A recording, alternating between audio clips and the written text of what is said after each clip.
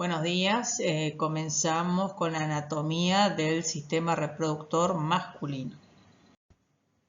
Bueno, el sistema reproductor masculino consta de órganos sexuales primarios, que son dos testículos, que son los encargados de producir los espermatozoides y la hormona sexual masculina, que es la testosterona, y los órganos sexuales secundarios, que son los encargados de conducir los espermatozoides y encargarse de depositarlos en el sistema reproductor femenino durante la cópula.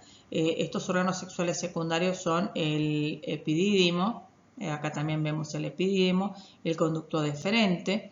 El conducto deferente se ensancha y forma la ámpula o ampolla del deferente, el conducto eyaculador y la uretra prostática, membranosa y la peniana o esponjosa, y todo el órgano copulador, que es el pene. Y también consta de glándulas anexas, que son dos vesículas seminales, una próstata y dos glándulas bulbouretrales o de Cowper, que lo vemos acá también. Bueno, los testículos son las gónadas sexuales masculinas. Son glándulas mixtas, porque por un lado producen los espermatozoides y por otro lado la hormona sexual masculina, que ya les comenté anteriormente.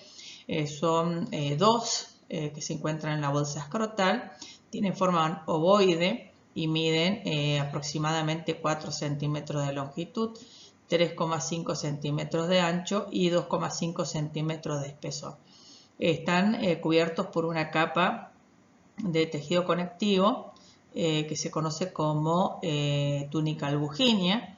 La túnica albuginea se mete dentro del parénquima testicular y lo divide más o menos en 250 lóbulos. Cada lóbulo tiene en su interior esos conductos finitos que se conocen como tubos seminíferos. Más o menos hay entre 1 a 5 tubos seminíferos, más o menos se calcula un promedio de 3. Cada uno tiene más o menos 50 centímetros de longitud y por eso se tienen que plegar dentro de cada lóbulo, y después se anastomosan y forman los conductos rectos, que desembocan en el mediastino testicular, en esto que se conoce como red de Testi o red testicular. De la red de Testi o red testicular se originan los conductos eferentes, más o menos unos 12 a 20 conductos eferentes. Eferente, no es deferente, sí, eso hay que tenerlo en cuenta. Son eferentes porque salen del testículo y que desembocan en el epidídimo. Bueno, el peso de los testículos es más o menos unos 15 a 20 gramos, pero recuerden de que el tamaño de los testículos va variando con la edad, va aumentando el tamaño con la edad.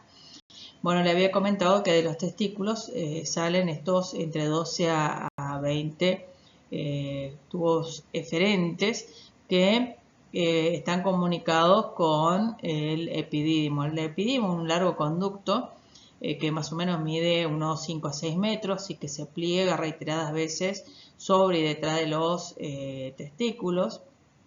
Tienen una túnica interna, que es un epitelio pseudo estratificado con el borde apical con esterocilios, y tienen las tres cuartas partes iniciales.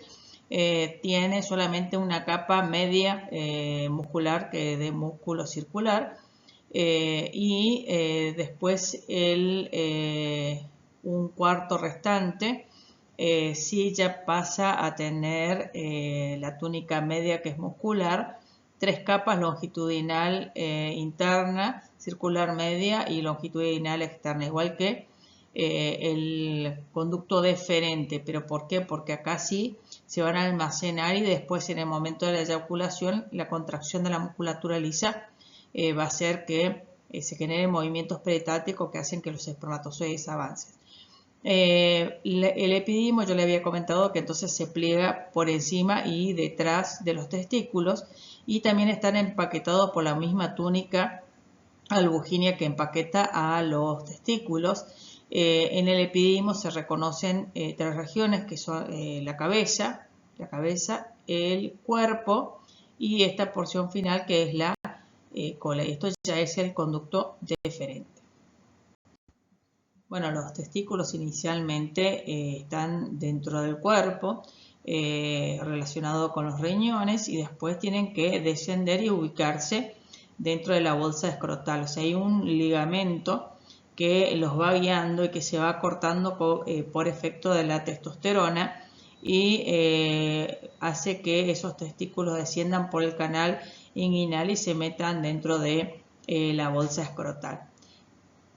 Esto ocurre más o menos, o sea, en el último mes de gestación, y si no ocurre, o sea, el chico nace con los testículos no descendidos, decimos que tiene criptorquidia. Bueno, como ya dije anteriormente, los testículos tienen que ubicarse dentro de la bolsa escrotal. La bolsa escrotal está por debajo de la raíz del pene y en la zona perineal anterior. Hay un tabique que separa la bolsa escrotal en dos compartimentos y que se puede observar externamente por un pequeño surco.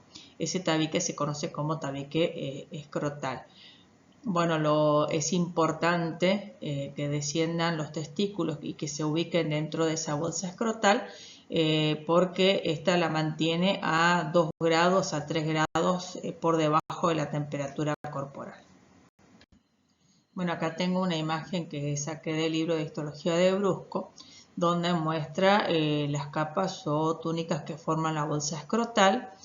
Tenemos desde afuera hacia adentro la piel, que es un poco más oscura, o sea, tiene mayor pigmentación, tiene glándulas sebáceas y folículos pilosos, y las vellosidades características por efecto de la testosterona. La piel tiene dos capas, que es la epidermis y la dermis escrotal. Después tenemos por dentro el músculo dartos, que es un músculo liso. Después por dentro tenemos la fascia del cremaster, que se conoce como fascia también espermática externa. Después el músculo cremaster. Después tenemos la túnica vaginalis, que es la hoja parietal, que también se la conoce como fascia espermática interna. Y después, en contacto con la túnica albugínea, tenemos la túnica vaginal hoja visceral, porque esto ya corresponde a los testículos, que es la túnica albugínea y la túnica vasculosa.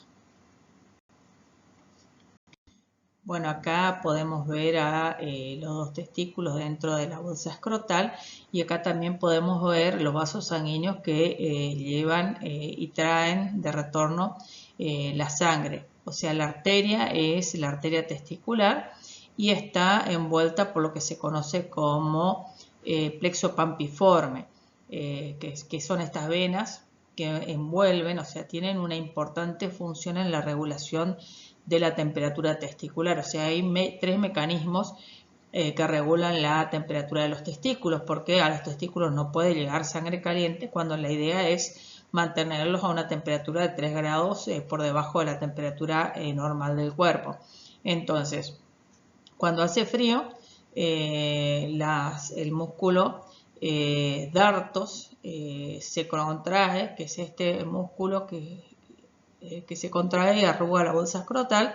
Por otro lado tenemos el cremaster, que es el que eleva los testículos y los aproxima al cuerpo, pero bueno, la relajación de estos músculos hace que cuando hace calor los testículos se alejen del cuerpo.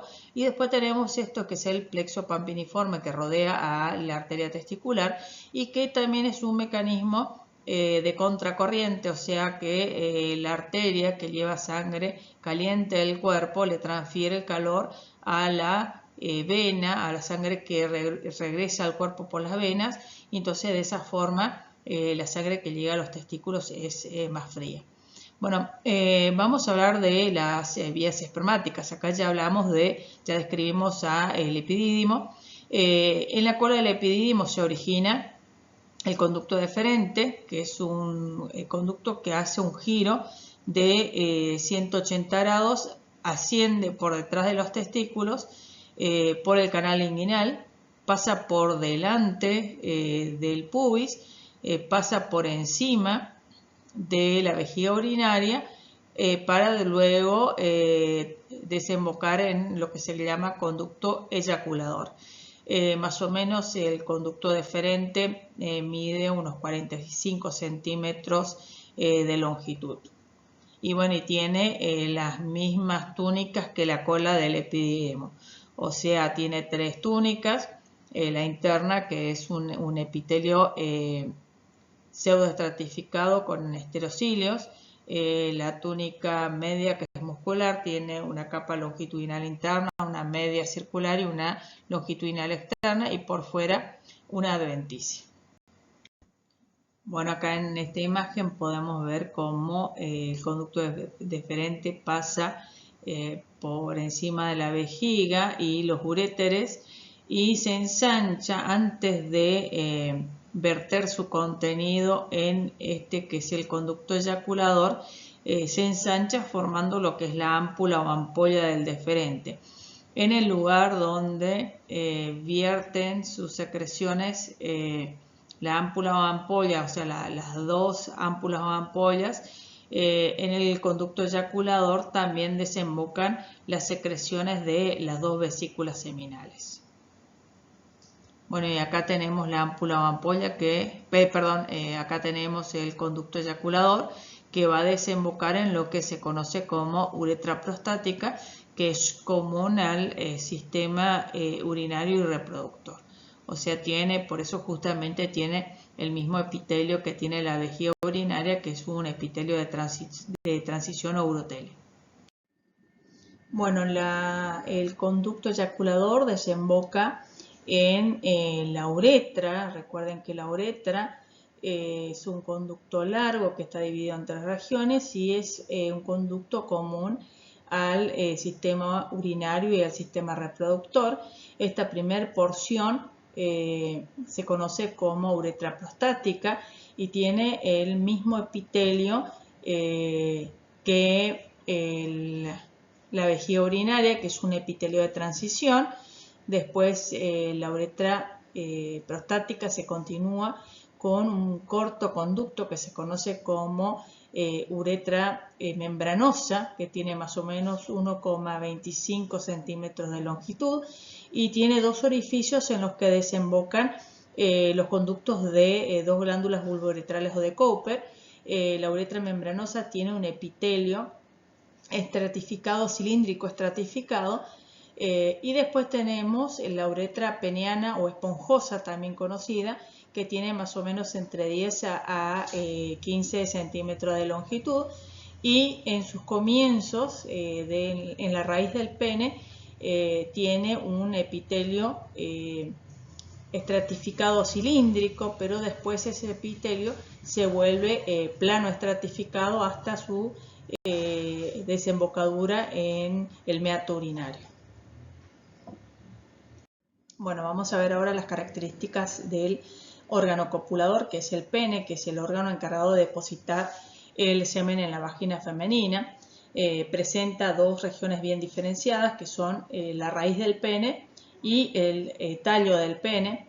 Es un órgano que tiene una longitud en estado de flacidez de aproximadamente 8 centímetros, 8 a 10 centímetros, y un diámetro de 3 centímetros, pero en estado de erección alcanza un diámetro de 4 centímetros y una longitud aproximada de 13 a 18 centímetros. Bueno, el tejido esponjoso que se encuentra en la parte ventral del órgano copulador, en la parte anterior, en la zona del tallo, en la zona distal se ensancha formando lo que se conoce como glande, y en la zona de la raíz también se ensancha y forma lo que se conoce, que acá se puede observar mejor, el bulbo. El tejido eréctil que se encuentra en la parte dorsal, que son dos cuerpos cavernosos, también en la parte de la raíz se separan y forman lo que se conoce como cruz. Bueno, acá tenemos un corte del órgano copulador donde se pueden observar las dos masas de tejido eréctil conocidos como cuerpos cavernosos, que presentan una posición dorsal, y la masa de tejido eréctil conocido como cuerpo esponjoso, que tiene una posición ventral y está atravesado por la uretra peniana o esponjosa. Cada una de las masas de tejido eréctil están rodeadas por la túnica albuginea, y por fuera, rodeando a esas tres masas de tejido eréctil, se encuentra una capa de tejido conjuntivo que se conoce como fascia profunda, y por fuera también otra capa de tejido conjuntivo que se conoce como fascia superficial, y que no solamente empaquetan las tres masas de tejido eréctil, sino también los vasos sanguíneos. Por fuera tenemos la piel, que en la zona del tallo se une en forma laxa al cuerpo del pene, pero que en la región del glande se une fuertemente. En esta zona, en la zona del glande, se encuentran unas glándulas sebáceas que producen unas sustancias cerosas que normalmente se almacenan acá, se acumulan en la corona, y esas sustancias se conocen como esmegma, que si se acumula normalmente y no es buena la higiene, se desarrollan bacterias y pueden producir infecciones. Esta piel, que en un pene no erecto, flácido, cubre el glande, se conoce como prepucio. En algunos casos, por cuestiones de infecciones reiteradas, es necesario quitar el prepucio, y eso se conoce como circuncisión.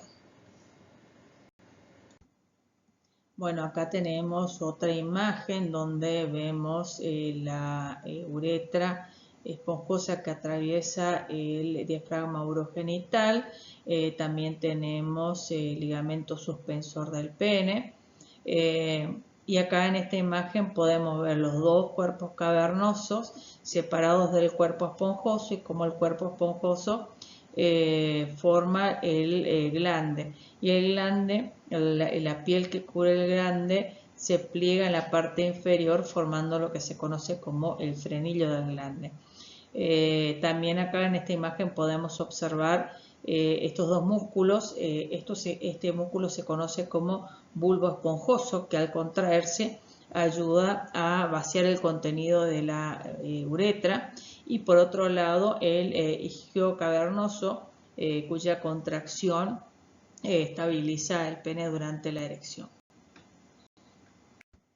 Bueno, acá tenemos nuevamente esta imagen donde vemos que en la parte ventral del glande se forma ese repliegue que se conoce como frenillo. Por otro lado, acá observamos que estas dos masas de tejido cavernoso y esta masa de tejido esponjoso tiene muchos espacios. Esos espacios se conocen como lagunas, que están tapizados por un endotelio y rodeados por el músculo trabecular. Esas lagunas reciben sangre de dos arterias que son dorsales y dos arterias que son centrales, y estas arterias forman ramificaciones que terminan llevando la sangre arterial a estas lagunas, y que se conocen como arterias helicinas.